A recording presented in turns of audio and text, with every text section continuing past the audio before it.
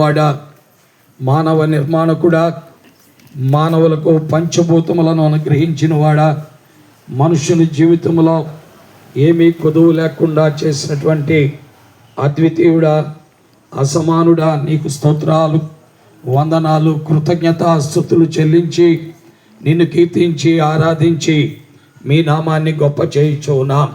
తండ్రి, ఈ సమయంలో నీ పరిశుద్ధ పాదముల దగ్గర రావడానికి మీరు అనుగ్రహించిన తరుణాన్ని బట్టి వందనములు.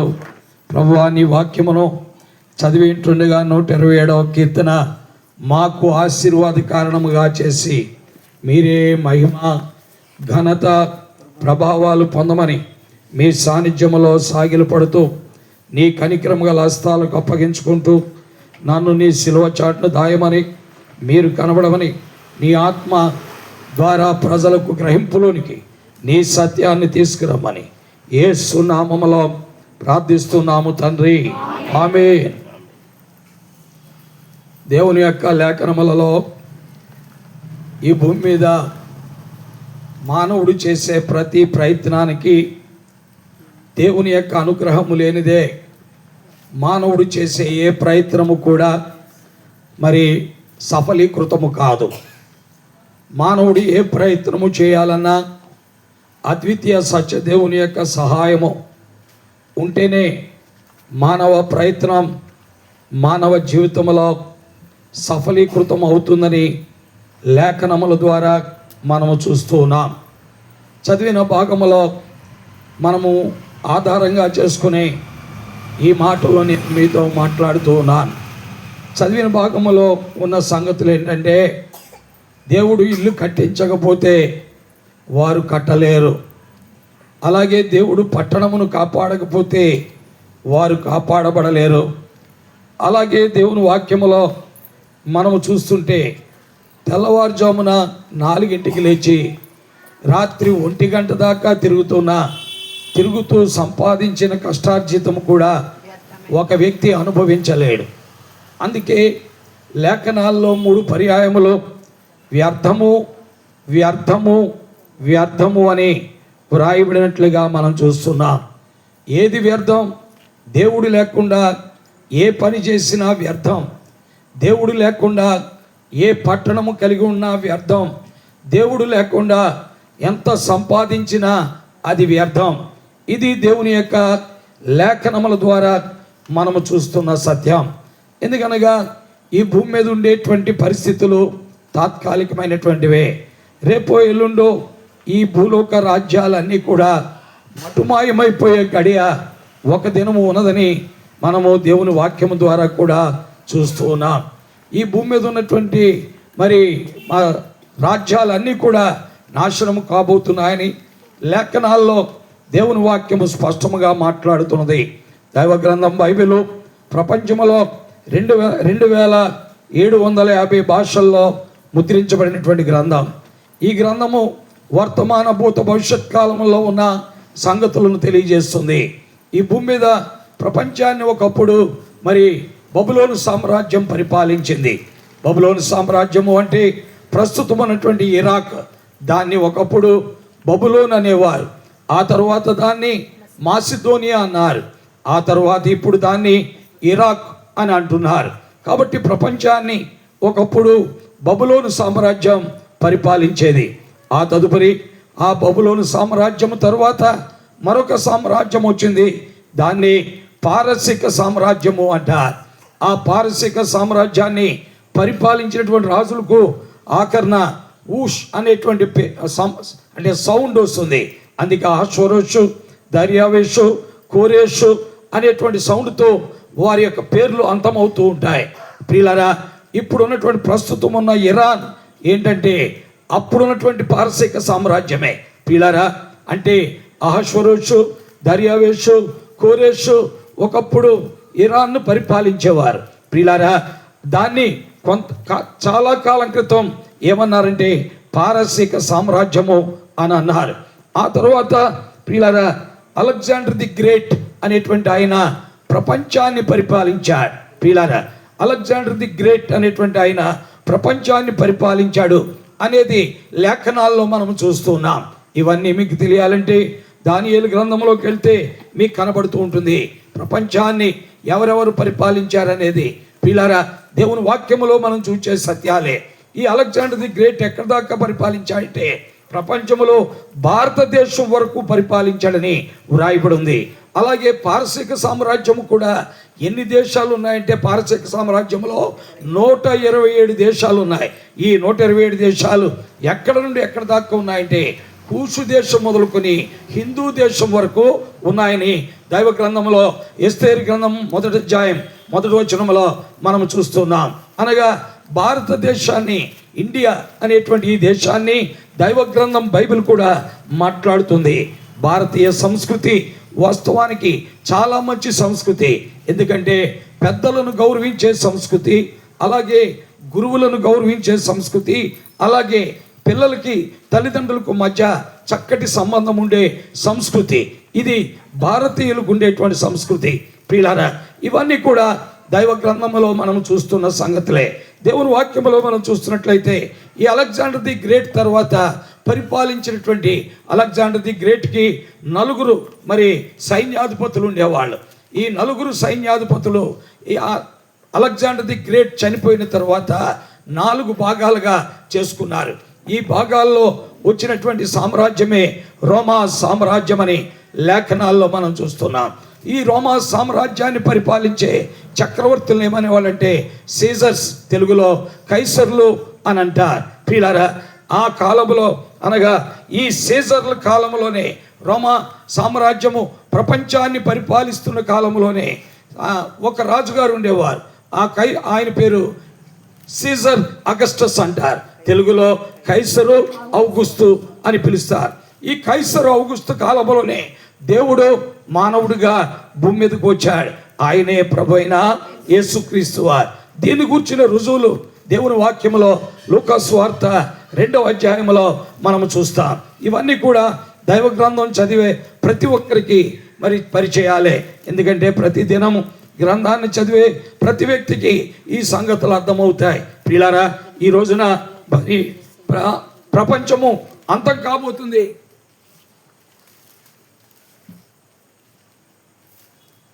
అని మీకు తెలియజేస్తూ వచ్చాను. దేవుని వాక్య ప్రకారమే చెప్పాను. అది నా సొంత మాటలు కాదు. ఒకప్పుడు 1992లో ప్రియులరా బబులోనుతో యుద్ధం జరిగింది. దాన్నే ఇరాక్ వార్ అన్నాం. ఇప్పుడు ప్రస్తుతం ఇరాన్తో యుద్ధం జరుగుతుంది. దీని తర్వాత మరలా యూరోపియన్ కాంటినెంట్తో జరుగుతుంది యుద్ధం. ఆ తర్వాత జరిగేదే ప్రియులరా యూరోపియన్ యూనియన్తో జరుగుతుంది. దీంతో ఈ ప్రపంచము అంతము కాబోతుంది అనేది దైవ గ్రంథం బైబిల్ సెలవిచ్చే మాటలు. ఇవి నా సొంత మాటలు కాదు. మీకు అనుమానం ఉంటే లేక ఏదైనా ఇలాంటి మాటలు చెప్పి మభ్యపెట్టి దీనిలోనికి మనుషులు లాగాలని ప్రయత్నం చేసే ప్రయత్నము కూడా కాదు. లేఖనాలను మీరు చదవండి, దైవ గ్రంథం మీరు తీసుకోండి, దైవ గ్రంథం మీకు కావాలని తీసుకొని చదవటా ప్రయత్నించండి. తద్వారా దేవుని సంగతులు మీకు అర్థమవుతాయి. ప్రియులారా, కాబట్టి అద్వితీయ సత్యదేవుడు ప్రారంభము నుండి కూడా ఆయన కార్యములను చేయించున్నటువంటి దేవుడు. ఆయనను గూర్చిన సమాచారము లేకుండా లేదు. అందుకనే దైవజనుడైన అపోస్తలుడైనటువంటి పౌలు రోమా సామ్రాజ్యానికి మరి అతడు ఒకప్పుడు రోమా పౌరుడుగా ఉన్నటువంటి వాడు. ఈ రోమా ప్రభు పౌరత్వంలో ఉన్న ఈ పౌలు ఏం చేశాడంటే ఆ తరువాత మరి క్రీస్తు ప్రభువుని నమ్ముకున్నాడు. మొట్టమొదట క్రీస్తును ద్వేషించేవాడు, క్రీస్తును తృణీకరించేవాడు, క్రీస్తు అంటే అసహించుకునేటువంటి వ్యక్తి, క్రీస్తు నమ్మిన వారిని హింసించేవాడు, చంపేవాడు, బెదిరించేవాడు, హత్య చేసేవాడు, అవసరమైతే వాళ్ళని ఈడ్చుకొచ్చేవారు. దానికి ప్రభుత్వం కూడా ఈ యొక్క వ్యక్తికి లైసెన్స్ ఇచ్చింది. నువ్వేమైనా చెయ్యి, నీ జోలికి మేము రామని చెప్పింది. అలాగున ప్రభుత్వం వారు ఇచ్చిన లైసెన్స్తో క్రీస్తు నమ్మిన వారిని, క్రీస్తును ఎరిగిన వారిని హింసించి, బెదిరించి, హత్య చేసి ఈడ్చుకొని వస్తుండేటువంటి వాడు ఈ పౌలు. పిల్లారా, ఇతడికి రోమా పౌరత్వం కలిగినటువంటి వాడు. ఇలాంటి రోమా పౌరత్వం కలిగినటువంటి వ్యక్తి ఈ క్రీస్తు నమ్ముకోవడం ద్వారా ఆనాడు ఉండేటువంటి రోమా సామ్రాజ్యములో ఉన్న మరి పరిపాలకులు ఆశ్చర్యపోయారు. వీడేంటి యేసు ప్రభువుని నమ్ముకోవటం ఏంటి అనేటువంటి దృక్పథముతో వాళ్ళు ఎంతగానో ఆశ్చర్యపోయినట్టు మనం దేవుని వాక్యములో అపోస్తుల కార్యములు 22వ అధ్యాయం 24వ అధ్యాయం 26 అధ్యాయంలో మనం చూస్తూ ఉంటాం. ఇవన్నీ దైవ గ్రంథములో రాయబడినటువంటి సత్యాలు ప్రియులారా.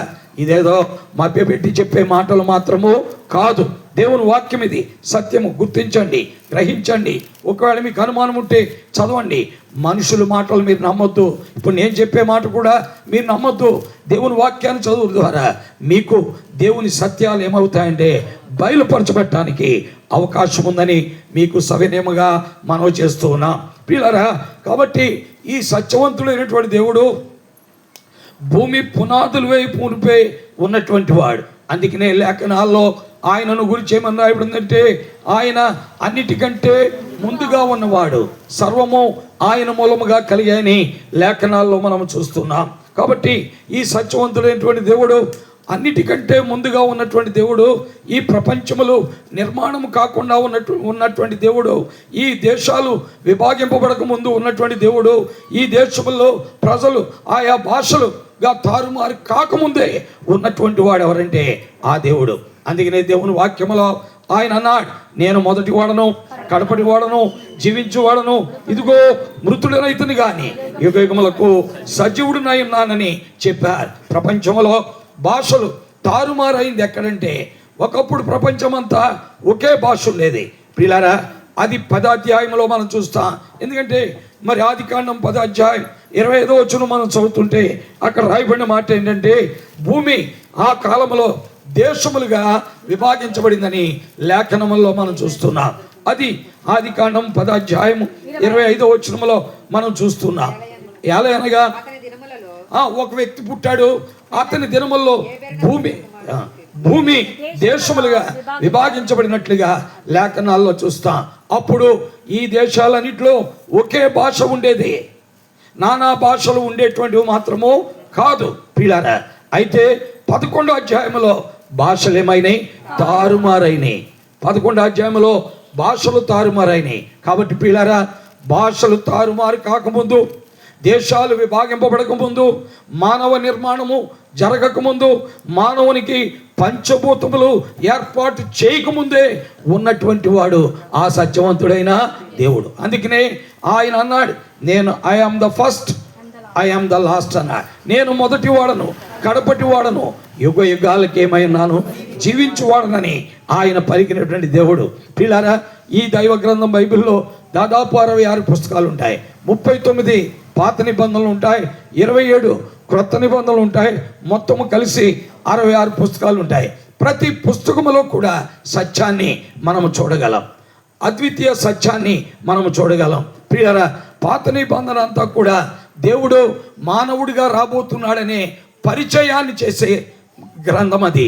పాత నిబంధనలో ఉన్న 39 పుస్తకాల యొక్క సారాంశం ఏంటంటే, ఆ కనబడినటువంటి దేవుడు మానవుడిగా భూమి మీదకి రాబోతున్నాడు అని చెప్పేదే పాత నిబంధన 39 పుస్తకాల యొక్క సారాంశం. పిల్లరా, క్రొత్త నిబంధనలో 4 పుస్తకాలు ఉన్నాయి.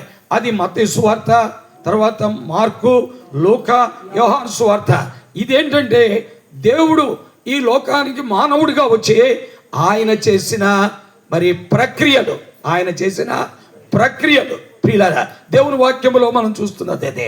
అనగా పాత నిబంధన అంతా ఆయన మానవుడిగా రాబోతున్నాడని చెప్తుంటే, క్రొత్త నిబంధనలో సువార్తలు ఏం చెప్తున్నాయంటే ఆయన మానవుడిగా వచ్చి చేసినటువంటి అద్భుతాలు, ప్రక్రియలు, అసమానమైన క్రియలు.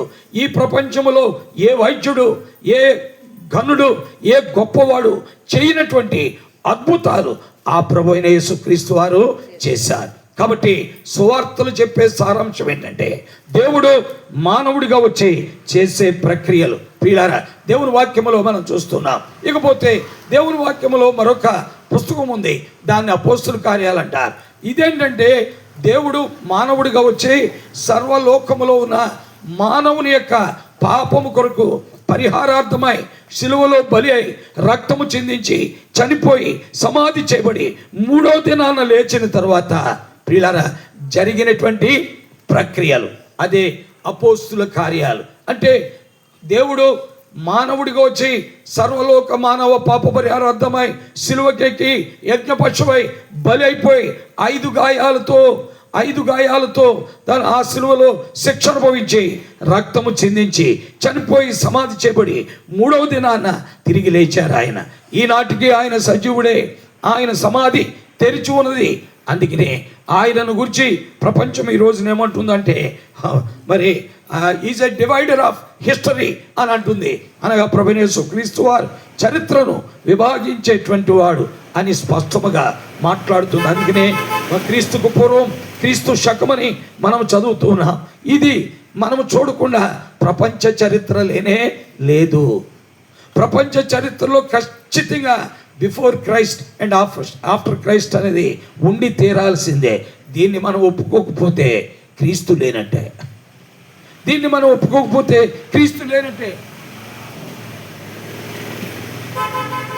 కాబట్టి ప్రియులారా, దేవుని యొక్క లేఖనాల ప్రకారము మనము చూస్తున్న విషయాలు ఇవన్నీ కూడా ఇదేది కూడా మరి కల్పించి చెప్పేది కాదు. అపోస్తుల కార్యాలంటే ఏంటంటే ఆయన నిన్న నేడు నిరంతరము ఒక్కటే రీతిగా ఉండే దేవుడు. ఆయన జీవిత దినములకు ఆది కానీ జీవిత కాలమునకు అంతము కానీ లేనటువంటి దేవుడు మానవ రక్షణార్థమై మనుష్యుడిగా భూమి మీదకి వచ్చాడే కానీ ఆయన సజీవుడు అని తెలియజేసే సత్యాలే అపోస్తులుల కార్యాలు. అది తెలియజేసే సత్యాలే అపోస్తుల కార్యాలు. అలాగే పత్రికలు ఉన్నాయి, దాదాపు 14 పత్రికలు. ఈ 14 పత్రికల యొక్క విషయం ఏంటంటే దేవుని వాక్య ప్రకారం మనం చూడగలం. ఈ 14 పత్రికలు ఏం చేస్తాయంటే ఈ భూమి మీద మానవుడు జీవించవలసిన విధానము, మానవుడు జీవించవలసిన విధానము, ఎలా జీవించాలి, ఎలా మాట్లాడాలి, ఎలా మాట్లాడకూడదు, ఎక్కడ తిరగాలి, ఎక్కడ తిరగకూడదు, ఎవరితో స్నానం చేయాలి, ఎవరితో స్నానం చేయకూడదు, ఏ జీవితాన్ని కలిగి ఉండాలి, ఏ అలవాట్లు కలిగి ఉండాలి, వీటన్నిటి గురించి ఎంతో సవివరంగా బోధించేదే పత్రికలు. ఇకపోతే ఆఖరి పుస్తకం ఒకటి ఉంది, దాన్ని ఏమంటారంటే ప్రకటన గ్రంథము అంటారు.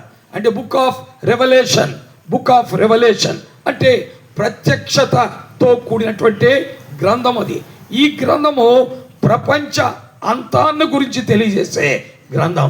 అంటే రేపు ఎల్లుండో ప్రపంచము ఎలాగున అంతము కాబోతుందో అని తెలియజేసే ఈ గ్రంథాన్ని ఏమన్నారంటే ప్రకటన గ్రంథము. ప్రియులారా, ఈ ప్రకటన గ్రంథములో దాదాపు ప్రపంచము మరి లో కలగబోయేటువంటి శిక్షలు 5వ అధ్యాయం దాకా 4వ అధ్యాయం దాకా ఒక విషయం ఉంటే 5వ అధ్యాయం నుండి మరొక విషయం ఉంటుంది. 5వ అధ్యాయంలో మరి దేవుని వాక్యములో చూస్తుంటే ప్రియులారా, ఈ భూమి మీద ఉన్నటువంటి సంఘము కంటికి కనబడదది, చెవికి వినబడదది, మనుష్య హృదయానికి గోచరం. కంటికి కనబడదు, చెవికి వినబడదు, మనుష్య హృదయానికి అది ఏం కాదండి, గోచరం కాదు. ఈ సంఘాన్ని ఏమన్నారంటే దేవుని రాజ్యము అన్నారు. దీన్ని ఏమన్నారండి, దేవుని రాజ్యము. ఈ సంఘము దేవుని రాజ్యం అని పేరు, దీనికే పరలోకపు యెరూషలేము అని పేరు. ఇదే సియోన్ అని కూడా దీన్ని పిలుస్తారు. ఇది ప్రియులారా ఒక దినమున ఎత్తబడుతుంది. ఇది ఒక దినమున ఏం చేయబడుతుంది, ఎత్తబడుతుంది. ఈ ఎత్తబడే సంగతి అంతా ప్రకటన గ్రంథం 4వ అధ్యాయంలో తెలియజేయబడుతుంది. ఇంకా మరి డీటెయిల్స్గా నేను మీరు ఇంటికి వెళ్ళి చదువుకోండి. ప్రకటన గ్రంథం 4వ అధ్యాయంలో స్పష్టంగా చెప్తాడు. ఎందుకంటే సంఘము ఎత్తబడిన తర్వాత జరిగే ప్రక్రియలను ప్రకటన గ్రంథంలో మనం చూస్తాం. 5వ అధ్యాయం నుండి 5వ అధ్యాయంలో సంఘము ఎత్తబడిన తర్వాత పరలోకములో అనగా దేవుడుండే స్థలములో సింహాసనాసుడైన దేవుని దగ్గర జరిగేటువంటి ఆరాధన గురించి అక్కడ ప్రకటన గ్రంథం 5వ అధ్యాయంలో మనం చూస్తాం. ఇక 6వ అధ్యాయంలో మనం చూసేది ఏంటంటే దేవుని వాక్యంలో చూస్తుంటే 6, 7, 8, 9, 10, 11, 12, 13, 14, 15, 16, 17, 18, 19 అధ్యాయాల దాకా మనం ఆలోచిస్తే ఈ భూమి మీద ఈ ప్రభువుని నమ్ముకున్నటువంటి, ప్రభువుని ఎరిగినటువంటి, ప్రభువుతో సంబంధం కలిగినటువంటి ప్రజలు ఆ మధ్యాకాశములోకి ఎత్తబడిన తరువాత భూమి మీద జరిగే 21 శ్రమలు, భూమి మీద జరిగే 21 శ్రమలు ఏంటంటే మొట్టమొదట 7 ముద్రలు, ఆ తర్వాత 7 బూరలు, ఆ తర్వాత 7 పాత్రలు, 3 ఏళ్ళు ఎంతండి 21. వీటితో ప్రపంచం అల్లాడిపోతుంది. ప్రపంచం ఏమైపోతుంది, అల్లాడిపోతుంది. ఇప్పటికే ఒక ప్రాంతం మాత్రమే అల్లాడుట మనం చూస్తున్నాం. ఒక ఖండములో ఒక ప్రాంతం మాత్రమే అల్లాడుట చూస్తున్నాం. రేపైలుండో ప్రపంచమంతా అల్లాడిపోయే స్థితి రాబోతుంది. దీన్ని వర్తమాన భూత భవిష్యత్ కాలంలో ఉండే అద్వితీయ సత్యదేవుడు ప్రకటన చేసిన సత్యం అది. అందుకే దేవుని వాక్యములు రాశాడు. ప్రియులారా, ఇది 19వ అధ్యాయం దాకా జరుగుద్ది. ఇది 19వ అధ్యాయం దాకా జరుగుద్ది. ప్రియులారా, ఈ దేవుని వాక్యములో మనం చూస్తున్నాం. ఈ 19వ అధ్యాయంలో అన్ని రకాలైన సైన్యాలు సమకూడతాయి. ఎన్ని రకాలైన సైన్యాలంటే ప్రియులారా, ఎయిర్ ఫోర్స్ అంటే వైమానిక దళం, తర్వాత నేవల్ ఫోర్స్ అంటే నౌకా దళం, ఆ తర్వాత ఆర్మీ ఫోర్స్ అంటే సైనిక దళం. వీళ్ళందరూ 19వ అధ్యాయంలో ఏమైపోతారంటే ఒక పెద్ద భయంకరమైన యుద్ధము. బహుశా ఇదే 3వ ప్రపంచ యుద్ధం. ఈ 3వ ప్రపంచ యుద్ధం ప్రారంభమవుతుంది అనేది 16వ అధ్యాయం 16వ వచనంలో చెప్తాడు. ఏమంటే హర్మగెదోన్ అనే స్థలంలో ఇది జరుగుతుందని ప్రకటన 16:16లో మనం చూస్తాం. ప్రియులారా, ఇలాగున ప్రపంచము నాశనము కాబోయేటువంటి దినం ఒక దినం వస్తుంది. ప్రపంచముతో పాటు మనము నాశనం కాకుండా ఆ దేవుడుండే స్థలములో మనము ఉండాలి అనేటువంటి అపేక్ష మనకు ఉన్నట్లయితే, ఈ భూమి మీద ఉండగా ఈ యొక్క మానవ నిర్మాణకుడైన దేవుడు, మానవుని కొరకై సిలువకెక్కిన దేవుడు, మానవుని కొరకై సిలువలో బలై రక్తము చిందించిన దేవుడు, మానవుని కొరకై స్థలము సిద్ధపరుస్తూ నేనుండే స్థలములో మీరు ఉండాలని కోరుకుంటున్నటువంటి దేవుని యందు విశ్వసించిన వారందరికీ అక్కడ ఆ గొప్ప ధన్యత అనుగ్రహించబడుతుందని దైవ గ్రంథం బైబిల్ స్పష్టముగా తెలియజేస్తుంది. ప్రియమైన దేవుని వాక్యం ఏంటంటే ప్రియులారా, కాబట్టి ఈ భూమి మీద ఏది మనకి శాశ్వతమైనదే కాదు, ఏది మనకి నిలవరమైనది కాదు. ఈ రోజున సహోదరి భవానీ యొక్క గృహాన్ని గురించి వారు కట్టుకున్న మంచి గృహము చక్కటి రంగులతో, చక్కటి అలంకరణలతో, చక్కటి కబోర్డ్స్తో మనం చూచాం. ఇదేది కూడా శాశ్వతమైనది కాదు. అందుకనే దేవుని వాక్యంలో ఒక మాట చెప్పాడు. ఏమన్నా అంటే ఏప్రిల్కి రాసిన పత్రిక 13వ అధ్యాయం 14వ వచనం మనం చదువుతుంటే అక్కడ రాయబడిన మాట ఏంటంటే, ఇది నిలవరమైనది కాదని మనం తెలిసినప్పటికీ ఈ నిలవరమైనది కాని దాని కొరకే ఎన్నో దెబ్బలాట్లు, ఎన్నో గొడవలు, కిందది నెల్సన్కి, పైది నతానియేలుకి, లేకపోతే పైది నెల్సన్కి, కిందది నతానియేలుకి, ఇన్ని గొడవలు, ఇన్ని గందరగోళాలు. ఈ రోజున మనం చూసే తాత్కాలికమైన వాటి కొరకే ఎంత జరిగిపోతుంది. ఎన్ని కుటుంబాల్లో వాళ్ళు మరి బైబిల్ పట్టుకొని తిరగట్లేదా, వాక్యం చదవట్లేదా, మరి గుడికి వెళ్ళట్లేదా, మందిరాలకి వెళ్ళట్లేదా, మందిరాల్లో కూర్చోట్లేదంటే అన్నీ వింటున్నారు. ఈ చెవితో విని ఆ చెవితో ఏం చేస్తానండి, విడిచిపెట్టేసి తాత్కాలికమైన దాని మీద ఎక్కువ మనసు పెట్టి శాశ్వతమైన దాని మీద అసలు కాన్సన్ట్రేషనే లేకుండా, ఏకాగ్రత లేకుండా మనుషుని యొక్క జీవితం భ్రష్టత్వానికి వెళ్ళిపోతున్నట్లుగా చూస్తున్నాం. అయితే దేవుని చిత్తం ఏంటంటే అలా కాకూడదనేదే దేవుని యొక్క ఉద్దేశం, అలాగున ఉండకూడదనే దేవుని యొక్క ఉద్దేశం. కాబట్టి ప్రియులారా, దైవ గ్రంథము యొక్క చరిత్ర, దైవ గ్రంథము తెలియజేసే పరిస్థితులన్నీ కూడా ప్రపంచములో జరిగే చరిత్రను తెలియజేస్తాయి. ఈ రోజున ఎంఏ హిస్టరీ నువ్వు చదవక్కర్లా, బైబిల్ చదివితే ప్రపంచ చరిత్ర యావత్తు నీకు తెలిసిపోతుంది. ఎంఏ హిస్టరీ చదివినా నువ్వేదో బ్రతుకు తెరువు కొరకు 4 డబ్బులు సంపాదించుకొని రాజా స్టార్ హోటల్కి వెళ్ళి బిర్యానీ తింటాకి ఏమైనా పనికి వస్తుందేమో, కానీ బైబిల్ చదివితేనే నీకు ప్రపంచ చరిత్ర ఏమవుతుంది, అర్థమవుతుంది. ప్రియులారా, ఈనాడు ప్రపంచంలో ఇంకా మీకు చాలా విషయాలు చెప్పొచ్చు, టైం లేదు కాబట్టి ఆగిపోతున్నా. ప్రపంచంలో ఈనాడు మనం వాడుకునే ప్రతి వస్తువుకి రుజువు బైబిల్లో ఉంది. ప్రతి వస్తువుకి రుజువు బైబిల్లో ఉంది. పిల్లలు 28వ అధ్యాయం యోబు గ్రంథం 3వ వచనం మీరు చదివారు అనుకోండి.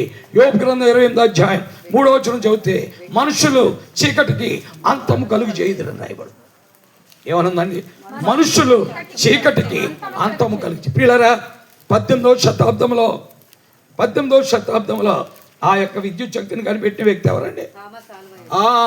థామస్ ఆల్వా ఎడిసన్ అనే ఆయన 18వ శతాబ్దంలో బైబిల్ చదివిన తర్వాత ఈ యోబు గ్రంథం 28వ అధ్యాయం 3వ వచనం చదివాక మనుషులు చీకటికి అంతం కలుగు చేయదురు అన్నాడు. అంటే చీకటికి దేవుడి కాదు అంతం కలుగు చేసేది మనుషులే. అంటే మనము ఈ చీకటిని పోగొట్టి 18వ శతాబ్దం దాకా కాగడాల్లో నూనె పోసుకొని ఆ కాగడాలు వెలిగించుకొని రోడ్లాంట తిరిగేవాళ్ళు జనాభా. రాజులు కాగడాలతో ఉండేవాళ్ళు, మంత్రులు కాగడాలతో ఉండేవాళ్ళు, రాణి గారు కూడా కాగడాలతోటే. అందుకే ఈ గదిలోంచి ఆ గదిలోకి వెళ్ళాలనుకోండి, ఈ గదిలోంచి గదిలోకి వెళ్ళేటప్పుడు ఒక కాగడా తీసుకొని బయలుదేరేవాడు. ఈ కాగడ తీసుకుని వెళ్ళిన తర్వాత ఈ కాగడాని ఇక్కడ కూర్చి మళ్ళీ ఇంకో కాగడ తీసుకొని ఈ గదిలోకి వచ్చేవాడు. అంటే ఇలాగున ఒక గదిలోంచి ఒక గదిలోకి వెళ్ళాలి, ఒక స్థలంలోంచి ఒక స్థలంలోకి వెళ్ళాలంటే ఆ కాగడాలు పట్టుకునే వెళ్ళేవాళ్ళు. అప్పటి వరకు కూడా ప్రపంచంలో విద్యుత్ శక్తి అనేది లేదు. థామస్ ఆల్వా ఎడిసన్ 18వ శతాబ్దంలో యోబు గ్రంథం 28వ అధ్యాయం 3వ వచనం చదివాక ఆయన మొట్టమొదట ఈ విద్యుత్ దీపాన్ని కనిపెట్టి వైట్ హౌస్ని దేదీప్యమానముగా వెలిగించినవాడు. ఈనాడు ప్రపంచంలో ఈ ఎల్ఈడి లైట్లు ఇవన్నీ పెట్టుకొని మనం అనుభవిస్తున్నాం అంటే కారణం దేవుని వాక్యమే. కారణం ఏంటండి? దేవుని వాక్యం. అలాగే ప్రియులారా, ఈ రోజున మరి B-26 బాంబర్స్ అని చెప్తున్నాం, స్టెల్త్ బాంబర్స్ అని చెప్తున్నాం, వార్ ప్లేన్స్ అని చెప్తున్నాం, జెట్ ప్లేన్స్ అని చెప్తున్నాం, ఇలాంటి మామూలుగా మనుషులు తిరిగే ప్లేన్స్ అని చెప్తున్నాం, విమానాలని. ఇవన్నీ ఎక్కడి నుంచి వచ్చాయి? ఒక ఇద్దరు బ్రదర్స్ ఉన్నారు, వాళ్ళ పేర్లు ఏంటంటే రైట్ బ్రదర్స్. వీళ్ళిద్దరు కూడా ఒక దినమున చర్చికి వెళ్ళారు. చర్చికి వెళ్తే అక్కడ ఉండేటువంటి దైవజనుడు దేవుని వాక్యాన్ని బోధిస్తున్నాడు. దేవుని వాక్యాన్ని బోధిస్తూ మనుషులు ఆకాశంలో ఎగురుతారని రాయబడు. ఆకాశంలో ఎగురుతారంటే రైట్ బ్రదర్స్ ఆలోచించారు, ఆకాశంలో మనిషి ఎగరటం ఏంటి, ఎలా ఎగురుతాడు? అప్పుడే ఈ రైట్ బ్రదర్స్ కూర్చొని ఆలోచించి దాని మీద అధ్యయనం చేసి కనిపెట్టిందే ఏరోప్లేన్. ప్రియా స్నేహితులారా, ప్రపంచ చరిత్రకు, ప్రపంచంలో ఉన్న ఈనాటి విజ్ఞానమునకు, ప్రపంచంలో ఈనాడు మనుషులు అనుభవించే ప్రతి దానికి మూలాధారం దైవ గ్రంథం బైబిల్. దైవ గ్రంథం బైబిల్. పిల్లరా, దేవుని వాక్యములు ఇటీవల కాలం మరి దాదాపు 19వ శతాబ్దం దాకా టీవీ అనేటువంటిది పెద్దగా జనానికి తెలియదు. టీవీ అనేటువంటిది పెద్దగా జనానికి తెలియదు 19వ శతాబ్దం దాకా. పిల్లరా, అయితే ఈ టీవీ లేక ఈ సెల్ ఫోన్ లేక వీటన్నిటికీ మూల పురుషుడు ఒకడు ఉన్నాడు. ఆయన ఏం చేశాడంటే కేవలం ప్రకటన గ్రంథం 11వ అధ్యాయంలో చదివి దాన్ని కనిపెట్టాడు. ప్రకటన గ్రంథం 11వ అధ్యాయంలో ఏం కనబడింది? అక్కడ ఒక ఇద్దరు వ్యక్తులు చనిపోతారు.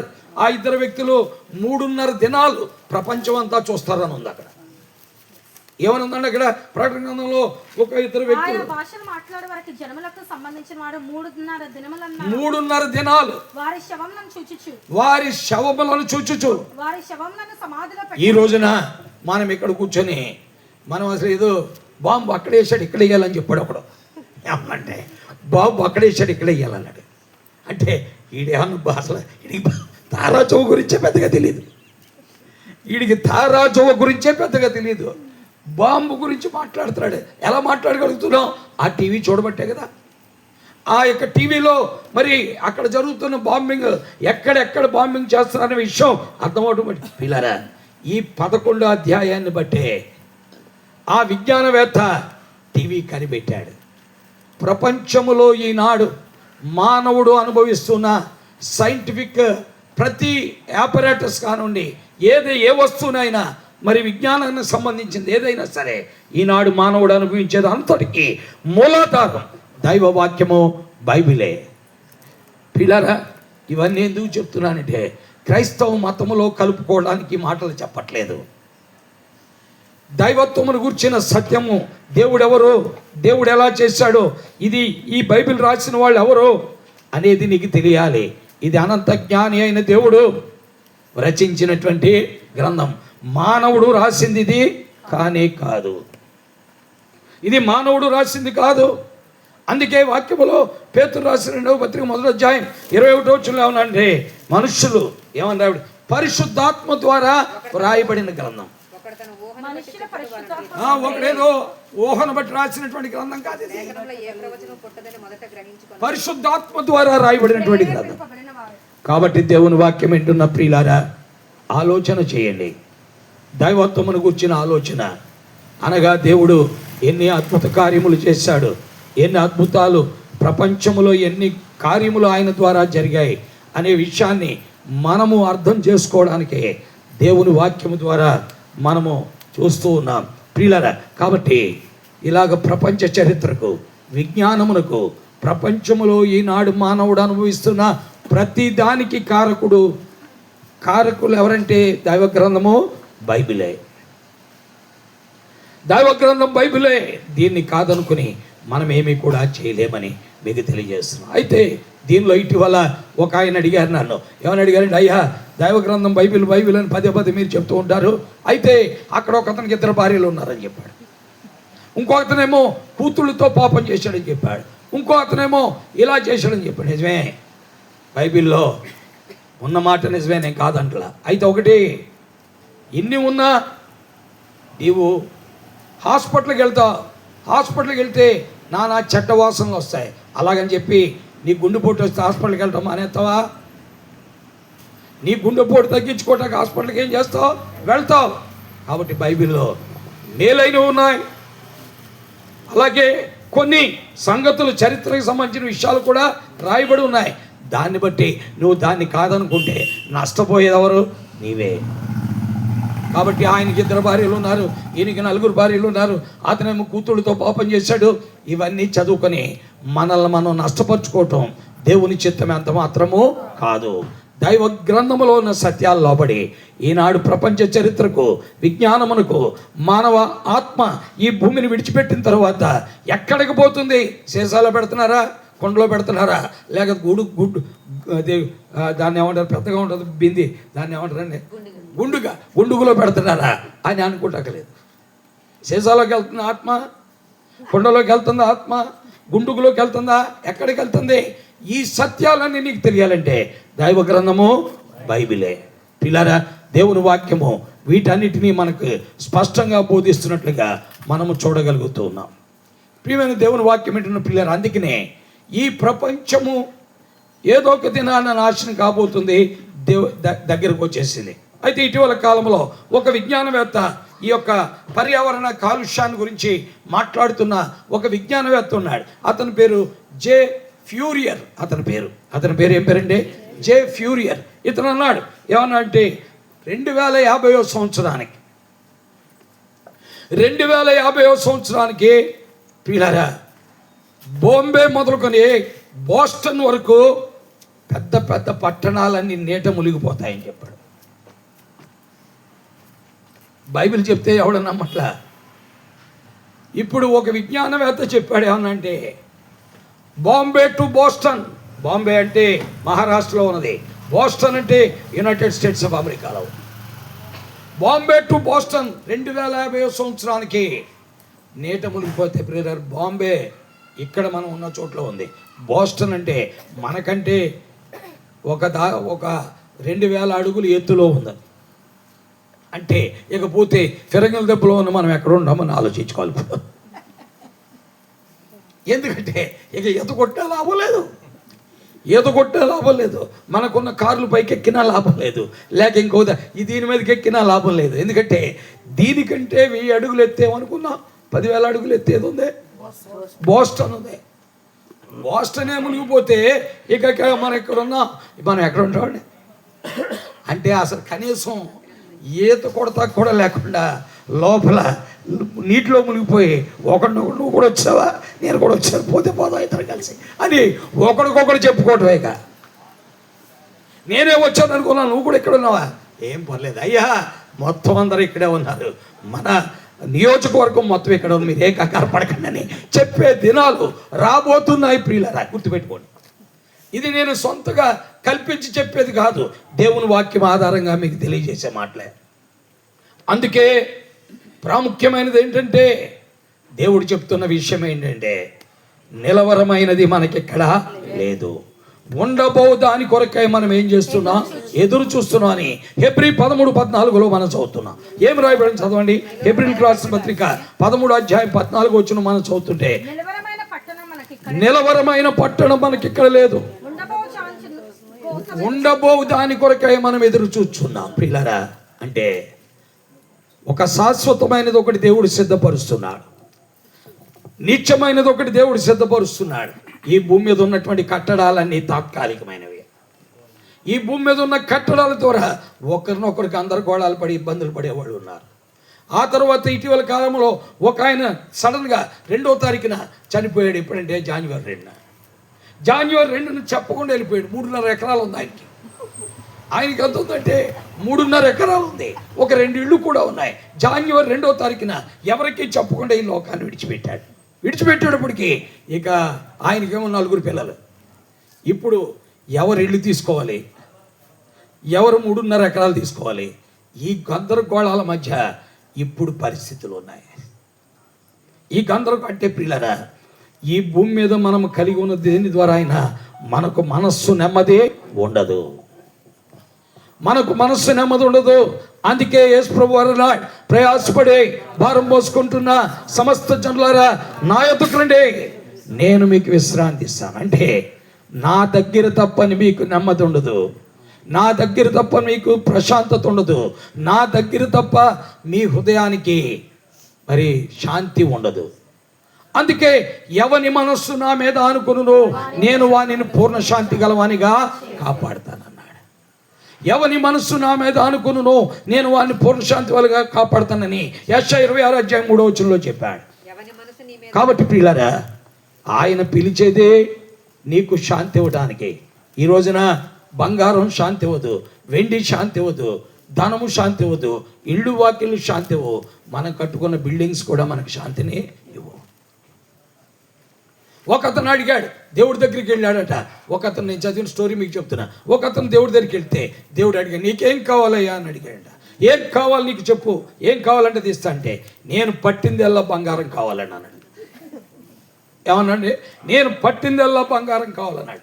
అదేనా నీకు కావాల్సింది అన్నాడు. అవునండి అదే కావాలన్నాడు. అదే అయితే నువ్వు వెళ్ళిపో, నువ్వు పట్టిందల్లా బంగారం అయిపోద్ది అన్నాడు. సరే, వెంటనే బయలుదేరి వచ్చేసరికి ఎదురుకుండా ఏమైందంటే వాళ్ళ అమ్మాయి డాడీ డాడీ డాడీ అనుకుంటూ వచ్చింది. ఇలా పట్టుకున్నాడు, వెంటనే బంగారం అయిపోయింది. ఇంకా మాటలు లేవు. ఒక బంగారు విగ్రహంగా మారిపోయింది. ఆ తర్వాత ఏమండి ఏమైంది పాపకి, ఏమైంది పాపకని అమ్మగారు అనురాధ గారు వచ్చారు. అంటే ఆమె పేరేంటో మనకు తెలీదు.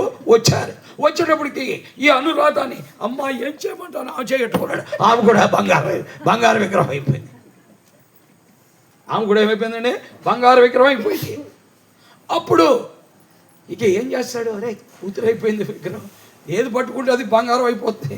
ఇక్కడికి మనశ్శాంతి లేదు. ఇప్పుడు భోజనం పెట్టేవాడు లేడు, కొండలు తడుకుంటున్నాడు, అక్కడ అన్నం కూడా ఉండలేదు.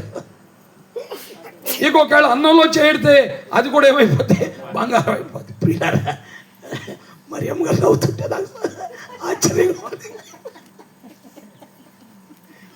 కాబట్టి దేవుని వాక్యం ప్రియులారా, ఈ స్టోరీ చదువుతుంటే ఆశ్చర్యం. అంటే పట్టిందల్లా బంగారం. అప్పుడు మళ్ళీ దేవుడి దగ్గరికి వెళ్ళాడు. దేవుడా నేను పట్టుకుంటే కుమార్తె బంగారం అయిపోయింది, భార్య బంగారం అయిపోయింది, అన్నం తిందామని కొండలో చేయటం అది బంగారం అయిపోయింది, ఆకలికి చచ్చిపోతున్నా, నా జీవితమే ఎందుకు పనికి రాకుండా అయిపోతుంది, అసలు మనసు నెమ్మది లేదు అంటే అప్పుడు నువ్వే కదా అడిగావు బంగారం పట్టిందల్లా బంగారం అవ్వాలని, అందుకే అది ఇచ్చా. అప్పుడు ఇది వద్దు బాబు, నాకు ఏదో కొద్దిగా ఇస్తే నాకు చలు, నాకున్న దాంట్లో నేను తృప్తి చెంది సంతోషంగా ఉంటా, నా కుమార్తెని నా భార్యని నాకు సమస్తం మళ్ళీ తిరిగి ఇచ్చేయమంటే. అప్పుడు ప్రియ స్నేహితులారా, మన జీవితాల్లో మనం అనుకుంటాం ఒక తాత్కాలికమైన సంగతిని గురించి ఎక్కువగా ఆలోచించి శాశ్వతమైన విషయాలను పక్కన పెట్టి మన హృదయంలో నెమ్మది లేకుండా, సమాధానము లేకుండా, ఆనందము లేకుండా మన జీవితాన్ని మనం ఏం చేస్తామండి? గడుపుతాం. పిల్లరా, ఈ ప్రపంచంలో ఈ భూమి మీద మనకు కలిగి ఉన్నది ఏది కూడా మనకు ఆనందాన్ని ఇవ్వలేదు. ఏది ఆనందాన్ని ఇవ్వలేదు. ఒక వ్యక్తి ఉండేవాడు, ఆయన ఆంధ్ర యూనివర్సిటీ ప్రొఫెసర్గా చేసేవాడు. ఆంధ్ర యూనివర్సిటీలో ఫిజిక్స్ ప్రొఫెసర్ ఆయన పేరు రతన్ రాజు. పిల్లరా, ఈ ఆంధ్ర యూనివర్సిటీలో ఫిజిక్స్ ప్రొఫెసర్ ఆయనకు ఒక్కడే కొడుకు. ఆ ఒక్కడే కొడుకుని యునైటెడ్ స్టేట్స్ ఆఫ్ అమెరికా పంపించాడు, USA. పంపిస్తే అతను అక్కడికి వెళ్ళాడు, మంచి జాబ్ చేసేవాడు, చాలా మంచి వ్యక్తిగతంగా చాలా టాలెంటెడ్, మల్టీ టాలెంటెడ్ బాయ్. అయితే ఏం జరిగిందంటే, ఒక రోజున స్నేహితులతో కలిసి అది ఏదో వాటర్ ఫాల్స్ అని ఈత కొడతాకి వెళ్ళారు. ఈత కొడతాకి వెళ్తే ఇతను ఈత కొడతా అందులో మునిగి చచ్చిపోయాడు. మీరు చూడండి, ప్రొఫెసర్ గారు దాదాపు యూనివర్సిటీలో ఒక 30-40 మందికి డాక్టరేట్లు ఇచ్చిన ప్రొఫెసర్ కూర్చొని ఏడుస్తున్నాడు. నేను ఎంత చదువుకుంటే ఏమి లాభం, 40 డాక్టరేట్లు ఇస్తే ఏమి లాభం, నా కొడుకుని నేను ఏం చేయలేకపోయాను, నా కొడుకుని నేను ఏం చేయలేకపోయాను, కాపాడుకోలేకపోయాను, భద్రపరచుకోలేకపోయాను, నా చేతిలో ఏమీ కూడా లేదు. అందుకనే యెహోవా ఇల్లు కట్టించినలా దాని కట్టు వారి ప్రయాసం వేద్దాం, యెహోవా పట్టణమును కాపాడనేలా దాన్ని కావలి మెలుకుండి వేద్దాం. ఉదయముని లేచి చాలా రాత్రి అయిన తర్వాత పండుకొనుచు కష్టార్జితమైన ఆహారము తినుచుండుట కూడా వేద్దాం. అయితే తన ప్రియులు నిద్రించుచుండగా యెహోవా వారికి ఏం చేస్తున్నాడు ప్రియులారా? అందుకే ఆ ప్రభువు నందు మనము నమ్మిక ఉంచవలసిన వారు, ఆ ప్రభు పైన మనం ఆధారపడవలసిన వారు, ఆయన వైపు మనం ఏం చేయాలండి, చూడాలి. మన చేతిలో ఏది కూడా లేదు. అందుకనే దైవ గ్రంథంలో రాయబడిన మాట ఏంటంటే, నిలవరమైనది మనకెక్కడ లేదు, ఉండబో దాని కొరకు మనం ఏం చేస్తున్నాం, ఎదురు చూస్తున్నాం.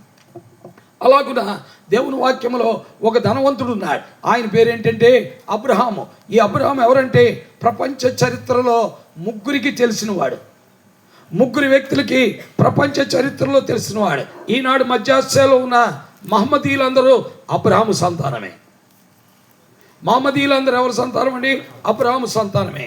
అలాగే మధ్యాసియాలో ఉన్న ఇశ్రాయేలీలు కూడా ఎవరి సంతానం? అబ్రహాము సంతానమే. అలాగే ఈనాడు యేసుక్రీస్తుని నమ్ముకున్న వారందరూ కూడా ఎవరి సంతానం? అంటే 3 జాతులు చెప్పాం: మహమ్మదీయులు, యూదులు, క్రైస్తవులు. యూదులు, క్రైస్తవులు వీళ్ళంతా కూడా అబ్రహాం అంటే. అందుకనే అబ్రహాం ఏమంటారంటే ఈజ్ ఏ హిస్టోరియన్ అంటారు, అంటే చరిత్రకారుడు అంటారు.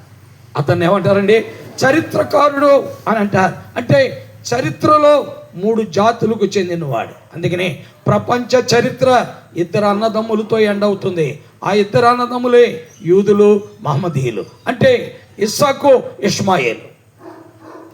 వీళ్ళిద్దరితోటే ఈ ప్రపంచం అంతము కాబోతుంది. డెఫినెట్గా one day or other we are going to see. ఒకవేళ మనం బ్రతికుంటే దాన్ని చూస్తాం, ఒకవేళ బ్రతికిలేము. ఆ ప్రభు యొక్క రాజ్యంలోకి వెళ్ళిపోతే మధ్యాకాశంలో నుండి ఆయన దాన్ని ఏం చేస్తాం, చూస్తాం ప్రియులారా. కాబట్టి దేవుని వాక్య ప్రకారము ఈ భూమి మీద మనకి ఏది లేదు. ఇలాంటి అబ్రహాము ఏం చేశాడు దేవుని వాక్యంలో చూస్తున్నాం. ఎలా రాయబడి చదవండి. హెబ్రీయులకు రాసిన పత్రిక 11వ అధ్యాయము దేవుని వాక్యంలో మనం చూస్తున్నాం. హెబ్రీ 11వ అధ్యాయం 10వ వచనం మనం చదువుతుంటే ఏమన్నంటే, అనగా దేవుడు దేనికి శిల్పి నిర్మాణకుడై ఉన్నాడు, పునాదులు గల పట్టణము కొరకు అబ్రహాం ఎదురు చూస్తున్నాడు. చూసారా ప్రియమైన స్నేహితులారా? అందుకే చెప్పాను, సుధాకర్ గారు 9:30కి వస్తాను, మీకు కంగారు పట్టణంలో సీట్ ఉంచున్నాను, వెళ్ళండి. అమ్మ అక్కడ కూర్చోండి, వెళ్ళండి. అందుకే దేవుని వాక్యంలో మనం చూస్తున్న సత్యాలు ఏంటంటే, అనగా దేవుడు దేనికి శిల్పి నిర్మాణకుడై ఉన్నాడో పునాదులు కలిగిన ఆ పట్టణం కొరకు. అంటే ఆయన ఏమన్నా పేదోడా, బలహీనుడా? కానే కాదు. ఆయన ధనవంతుడు. ఆయన అంత ధనవంతుడు అంటే అబ్రహాము వెండి, బంగారము, పశువులు కలిగి బహు ధనవంతుడైంది. ఆ కలిగి ఉన్నదేది ఎందుకు పనికిరాదని ఎరిగి ఆ ప్రభు కొరకు కనిపెడుతున్నాడు. ఎవరండి? అబ్రహాం. ఎందుకంటే నిలవరమైనది మనకెక్కడా లేదు, ఉండబో దాని కొరకు ఎదురు చూస్తున్నాం. దేవుడు దేనికి శిల్పి నిర్మాణకుడై ఉన్నాడో పునాదులు కలిగిన ఆ పట్టణం కొరకు. కృపావతి నిద్రపోతుంది, ఎదురు చూడలేదు. పునాదులు గల ఆ పట్టణం కొరకు ఎదురు చూస్తాం. కాబట్టి పిల్లరా, అబ్రహాము అన్నీ కలిగి ఉండి ప్రభు దినము కొరకు ఎదురు చూస్తున్నాడు. ఈ విశ్వాసాన్ని ఈ రోజున మనం అందరము కూడా ఏం చేయాలి? కలిగి ఉండాలి. ఈ విశ్వాసాన్ని కలిగి ఉండటానికి యేసు క్రీస్తుని మనం ఏం చేయాలి? నమ్ముకోవాలి. యేసు ప్రభు నందు విశ్వాసం ఉంచాలి. ఇది యేసు ప్రభు నందు ఎందుకు విశ్వాసం ఉంచాలి, ఇంకెవరి దగ్గర విశ్వాసం ఉంచకూడదు అంటే మీ ఇష్టం ప్రియులారా. సత్యం ఇది. ఒకవేళ మీ ఇష్టానుసారంగా మీరు ఎవరు నమ్ముకున్నా బలవంత పెట్టేది ఏమి కూడా లేదు. అయితే సత్యమును నమ్మి దేవునితో యుగయుగాలు ఉండాలి అంటే కనుక ఖచ్చితంగా క్రీస్తు ప్రభువుని ఏం చేయాలండి? నమ్మాల్సిందే. కాబట్టి ఆలోచిద్దాం, ప్రభు వైపు చూద్దాం, ప్రభు పాదాల దగ్గర సాగిలి పడదాం. దేవుని వాక్యంలో మనం చూస్తాం. అందుకే యేసు ప్రభు వారు ఆయన ఈ భూమి మీదకి వచ్చి ఈ భూమి మీద 33.5 సంవత్సరాలు ఉండి ఈ భూమిని విడిచిపెట్టి వెళ్ళిపోయిన తర్వాత ఆయన వెళ్ళిపోతూ అన్నాడు, నేను మీకు స్థలము సిద్ధపరచ వెళ్ళుచున్నాను. నేను స్థలము సిద్ధపరిచిన యెడల నేనుండే స్థలములో మీరు ఉండులాగున నేను మరలా వస్తాను. ప్రియులారా, యేసుక్రీస్తు ప్రభు వారి భూమి మీదకి రాబోతున్నాడు. ఆయన మొట్టమొదట మధ్యాకాశంలోకి వస్తాడు. ఆ తర్వాత మధ్యాకాశంలో 7 ఏండ్లు అక్కడ ఉంటాడు. ఆ 7 ఏండ్లు అయిపోయిన తర్వాత ఈ భూమి మీదకి వస్తాడు. ఈ భూమి మీద 1000 సంవత్సరాలు ఉంటాడు. ఎన్ని సంవత్సరాలండి? 1000 సంవత్సరాలు ఉంటాడు. ఇవన్నీ కూడా సత్యాలే. రండి, ఇవన్నీ కూడా సత్యాలే. ఇందులో ఏది కూడా మనము మభ్యపెట్టి చెప్పేదేమీ కూడా లేదు. కాబట్టి ఆలోచిద్దాం. ఈ రోజున భవాని కలిగి ఉన్నటువంటి ఆ గృహము, ఇలా రండి. భవాని కలిగి ఉన్నటువంటి ఆ గృహము తాత్కాలికమైనదే, దేవుడిచ్చింది. అయితే ఆ గృహములో నివసిస్తూ ఏ గృహం కొరకు కనిపెట్టాలి? పరలోకపు గృహం కొరకు కనిపెట్టాలి. కానీ మనం ఈ గృహానికి వేస్తూ, ఈ గృహానికి టైల్స్ వేస్తూ, ఈ గృహానికి ట్యాప్లు వేస్తూ, ఈ గృహానికి మరి కిచెన్లో ఏం పెట్టాలని ఆలోచిస్తూ అది మర్చిపోతాం. ఈ లోపల ప్రభు వస్తాడు, ఇక్కడే ఉండిపోతాం. ఇలాగ ఉండేటువంటి వ్యక్తులు ఎంతోమంది ఉన్నారు. అలా ఉండకూడదు. ప్రభు వైపు మనము చూచి ప్రభువుని వెంబడించాలి. దేవుని వాక్యమునకు మనం ఏం చేయాలండి? లోబడాలి. ప్రభు తన వాక్యమును మన మధ్యలో ఆశీర్వదించి ఆయన మహిమార్థమై మనలందరినీ కూడా సిద్ధపరిచి ఆయన కృపలో జీవించినట్లు, ఆయన కృపలో ఎదుగునట్లు, ఆయన కృపలో ఆయన మహిమ కొరకై ఆయన సత్యాన్ని గ్రహించి ఇంకా సత్యమును నమ్మని వారు సత్యాన్ని నమ్మి నిత్యత్వము కొరకు, ఆ నిత్య మహిమ కొరకై సిద్ధపడాలని పరిశుద్ధాత్మ దేవుడు చేరువచ్చిన మనందరికీ సహాయం చేయను కాక. ఆమేన్. ప్రార్థిస్తాం. కళ్ళు మూసుకోండి.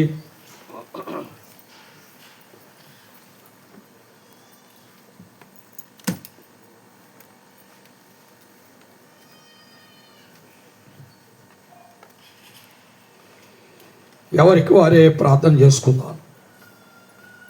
ఎక్కడున్నవారైనా ప్రభుని గురించి ఆలోచించగలిగిన వారు ఆలోచించవచ్చు. బలవంతం లేదు. ఇది మత మార్పిడి కాదు. కేవలం విశ్వాసం బట్టి, మన హృదయాల్లో దేవుడు కలుగు చేసిన నమ్మికను బట్టి కలిగేటువంటి కార్యమే. కాబట్టి ఆ ప్రభు తట్టు చూద్దాం.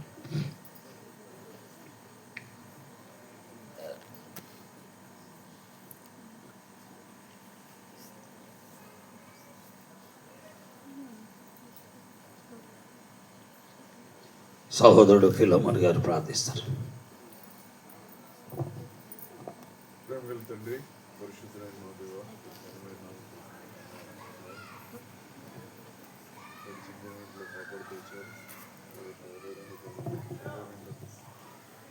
దినంలో తండ్రి ప్రభు మమ్మల్ని క్షేమంతో నింపి మీ దాసుని ద్వారా మరి మాట్లాడుతూ వచ్చిన లేఖను బాగుబట్టి నీకు వందనాలు, స్తోత్రాలు. నిలవరమైనది మనకి ఇక్కడ లేదని, పునాదులు గల పట్టణానికి అబ్రహాం ఏ విధంగా ఎదురు చూచారో ఆ విధంగా ఎదురు చూచేవారంగా ఉండాలని, మన తెలివితేటల వల్ల కానీ జ్ఞానం గల కానీ ఏది పొందుకోలేం తండ్రి. యెహోవా ఇల్లు కట్టిన వారిని ప్రయాస వేద్దాం అన్నాం. పట్టణాన్ని కాపాడిన కావలు కాయవారు మేలుకునేట్టు వేద్దాం అన్నావు తండ్రి. కాబట్టి నువ్వు సమస్య ఇవ్వగల సమర్థుడు. నువ్వు వైపు చూడటానికి, నీ మీద ఆధారపడటానికి మాకు నేర్పించవచ్చని నీకు ప్రార్థిస్తున్నాను. ఈ సమయంలో మరి ఈ సహోదరి యొక్క గృహాన్ని ఆధారం చేసుకుని తండ్రి ఇచ్చిన సమయాలను బట్టి నీకు వందనాలు, స్తోత్రాలు. సోదరి భావాన్ని, కుటుంబ బిడ్డలను జ్ఞాపకం చేసుకుంటండి. మీరే సహాయం చేసి నడిపించమని, వచ్చిన పిల్లలను బట్టి నీకు వందనాలు, స్తోత్రాలు. విన్నవాన్ని మీరే తండ్రి ప్రభు మరి విశ్వాసంలో స్థిల్లుగా చేయండి. ఏ రకంగా ఎరగటానికి ఎరిగిన మేము నీ అందు తండ్రి మీ యొక్క పునాదిగల పట్టణానికి ఎదురు చూసేవారంగా మమ్మల్ని ఆయత్తపరచమని, మహిమకంతా ప్రభావాలు నీకు మాత్రం ఆరోపించుకుంటూ చేసిన మేలు బట్టి చెల్లిస్తూ మిగిలిన ఆశ్రయంగా చేయమని యేసుక్రీస్తు రచనతమైన నామంలో ప్రార్థించేది వేడుకొంచున్నాం తండ్రి.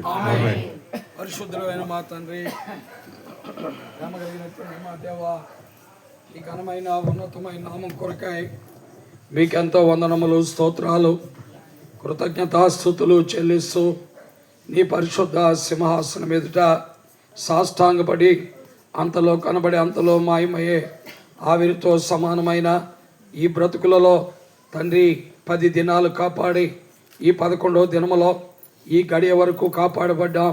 ఈ రాత్రి మాది కాదు, రేపు అసలు మాది కాదు, కేవలం నీ చిత్తం అని ఎరుగుచు నీ పాదములు ఎదుటి సాష్టాంగపడి సమస్త మహిమ ఘనత ప్రభావములు నీకే చెల్లిస్తూ తండ్రి నీ పాదసందులో నిన్ను ఆరాధిస్తూ ఉన్నాం. చేరువచ్చిన బిడ్డలందరి కొరకై మీకు వందనములు. నీ పరిశుద్ధ వాక్కు కొరకై మీకు స్తోత్రాలు. ఈ మాటలు మీ యొక్క సత్యమును మా మధ్యలో ఉంచి మీ కార్యమును జరిగిస్తున్నందుకు కూడా స్తోత్రాలు. చేరువచ్చినప్పుడల్లా మీరు మాతో మాట్లాడుకు ఇష్టపడుతున్నందుకు వందనాలు. మా హృదయాల్లో ఆలోచింపజేస్తున్నందుకు వందనాలు. మా ఆంతర్యములో నిన్ను గూర్చిన ఆలోచన కలిగినట్టుకు మీరు ఇస్తున్న అవకాశాలను బట్టి కూడా స్తోత్రాలు చెల్లించి నిన్ను కీర్తిస్తున్నాం తండ్రి. ఈ సమయంలో ఆహ్వానితులందరినీ కూడా మీరు సమకూర్చుకున్నందుకు వందనాలు.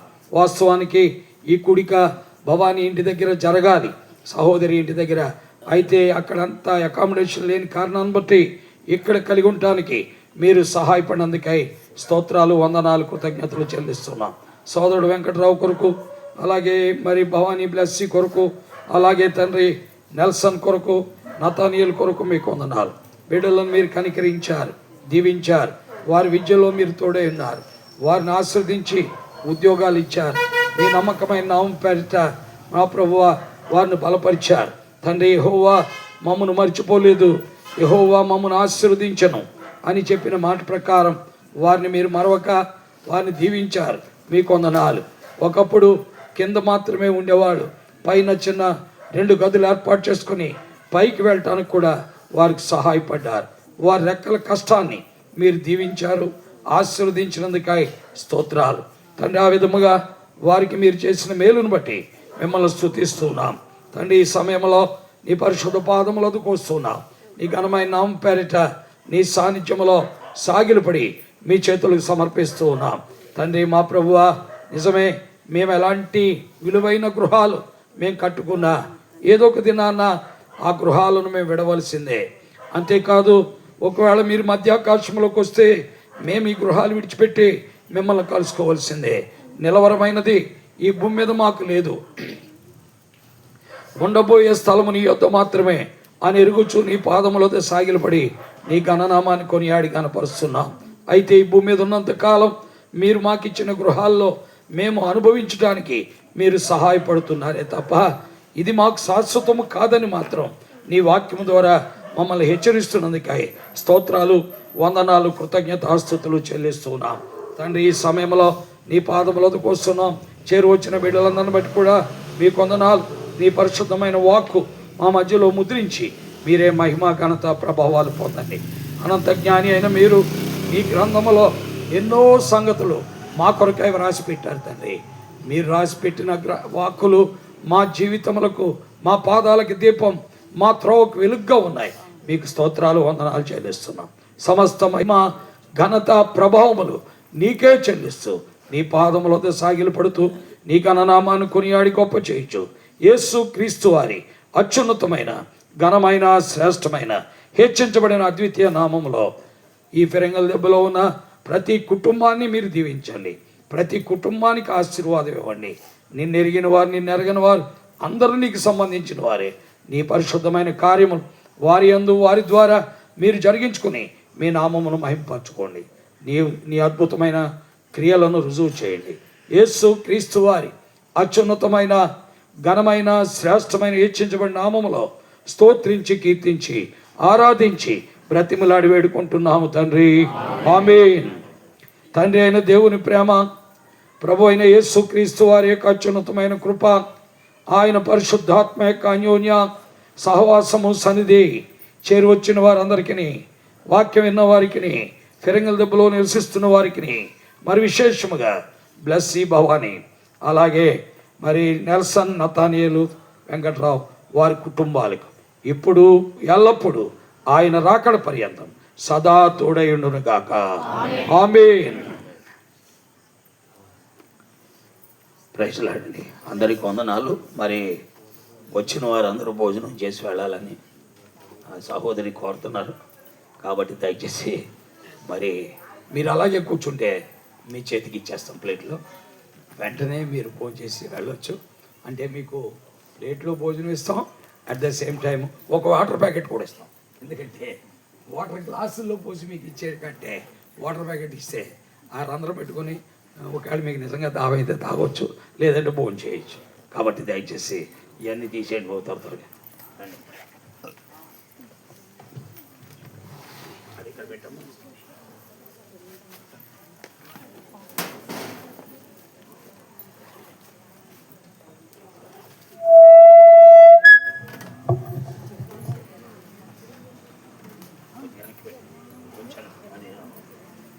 ఇది ఇక్కడే ఉంచాను, ఏం ప్రాబ్లం లేదు. అది తీసుకొచ్చాను త్వరగా రావాలి, టైం లేదు.